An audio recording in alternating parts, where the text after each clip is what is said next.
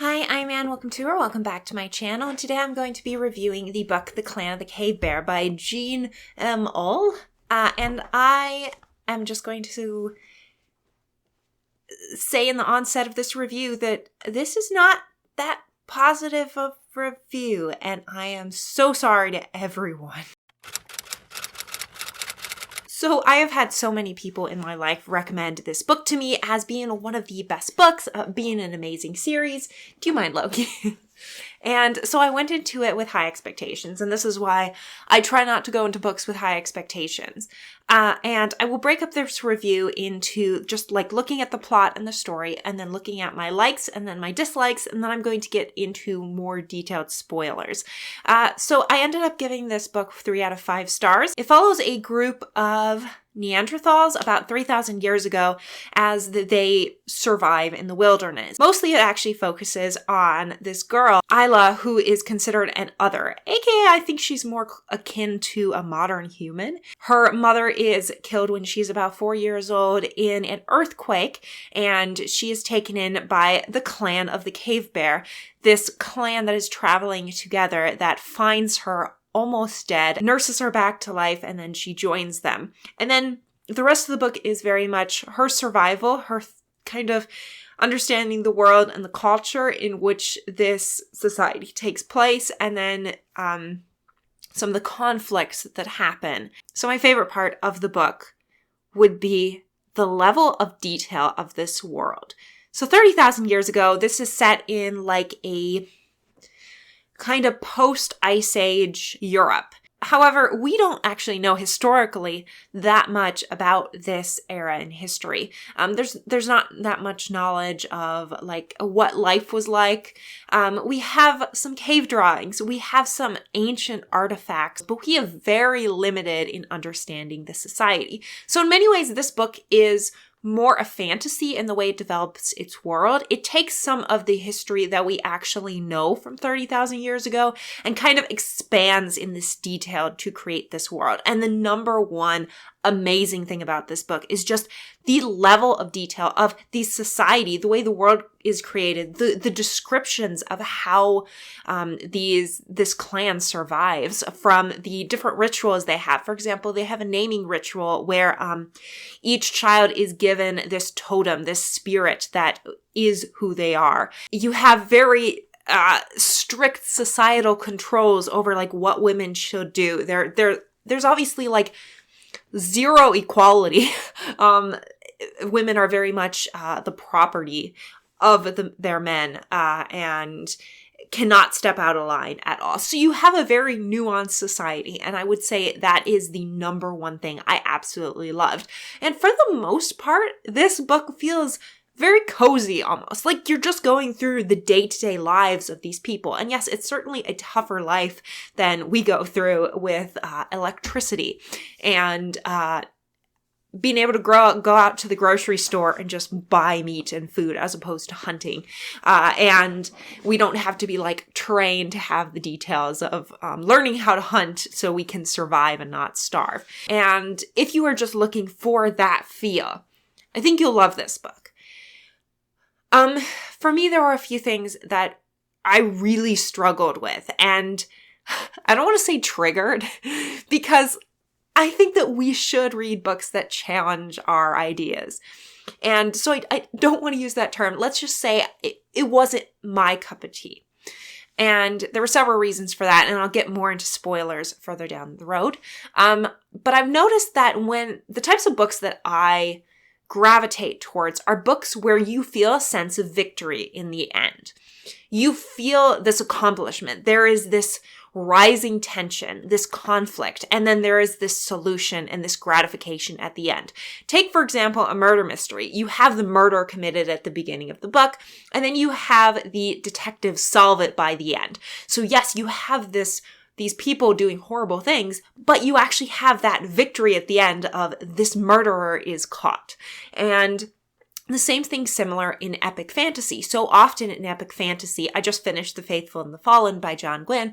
In that one, it was very much here is this evil that is gaining power in this world, and in the end, we must defeat it. And yes, there are a lot of people that die along the way in order to defeat the evil, but we're going to defeat it. And so there's that sense of rising tension and victory at the end. And I think for me, especially with fiction, I need that. Just the type of reader I am, I like having that feeling. That's why I enjoy books. In this book, there is none of that, really. Yes, there's some conflict, but it doesn't necessarily get worse. Instead, it goes up, down, up, down, up, down. And then the end of this book just ends.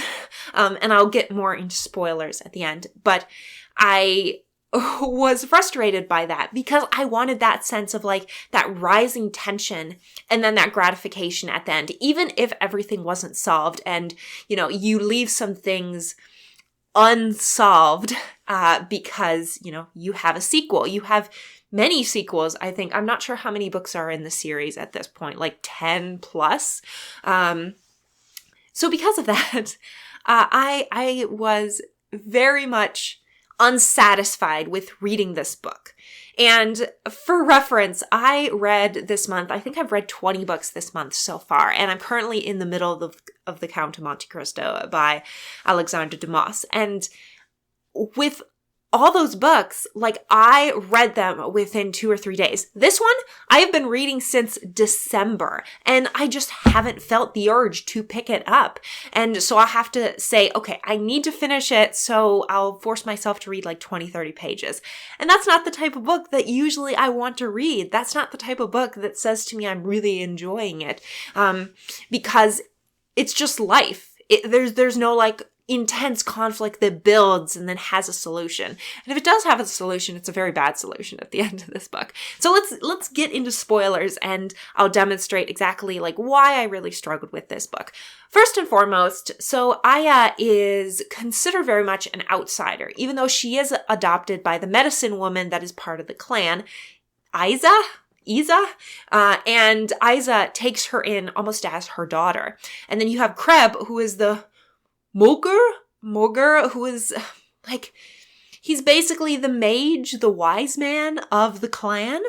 And Isla is taken in by Isa and Kreb, who are also siblings, I believe, and taken to their hearth, where basically they live. That is their little house. She is considered an outsider by much of the group, especially Brood, who is the son of the chief of the tribe. And I have an intense hatred towards him. I really do. And I have good reason to, because he's horrible to Isla throughout the entire book. He's a little bit jealous of her because she is more opinionated than the other women. And he ends up assaulting her. And she gets pregnant with her son through him. And in the end of the book, he becomes the leader, declares her dead, curses her as being dead, so nobody can actually look on her. It's a whole societal thing. It would take me too long to explain. Takes her son away from her. Dirk, her son. And the book ends with Isla leaving the camp to go out on her own. And that's it. So I believe the rest of the books follow her life as she goes through hardships, and maybe eventually she finds a home. I started the second book in the series and it was just the same stuff. I ended up not reading it. I even own the third book of the series, but right now, considering how I really struggled with the first book, I don't think I'm going to be continuing on in the series anytime soon. Maybe in a few months, I may say, yeah, I should continue on. It was a good series. But at this point, I was kind of annoyed. And I think it all comes down to that I do need that sense of victory, that I do need that rising action, and then that resolution at the end. And this book didn't have any resolution. The only resolution you could argue was in this book was the death of Kreb, the Mughal, the mage of the clan, as well as Isa, both died. So Isla didn't have anything else to keep her with the clan besides her son. And that's why when at first she was going to be condemned to death, I was like, this actually isn't a bad ending that she leaves, but then she left her son. And I was like, oh, so it's not a good ending. It's actually a horrible ending. It's the worst ending because for a mother to leave their child, like that is horrific. That just like breaks your heart to see. And I'm very protective of like mothers and children. So that vexed me greatly.